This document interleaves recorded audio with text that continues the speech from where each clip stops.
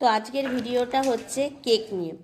তো তোমরা সবাই কেক খাও, কেকের ওপরে লেখাটাও পড়ো বেঙ্গল বেকারি। তো যাই হোক, এটা হচ্ছে ব্যান্ডেলে। আমরা ব্যান্ডেলে বেঙ্গল বেকারির সামনে দাঁড়িয়ে আছি। তা আমরা চেয়েছিলাম যে সোজা ওখানে গিয়ে, এতদিন ধরে ব্যান্ডেলে আছি, কোনোদিন এই কারখানায় যাইনি। তো ওলার বাবা বলেই ছিল চলো এবারে ডাইরেক্ট ওখান থেকে গিয়ে কেক আনবো। আর সবাই যেন 25শে ডিসেম্বর মাস মানে কেক কেক ভাব, সবাই কেক খেতেই হবে।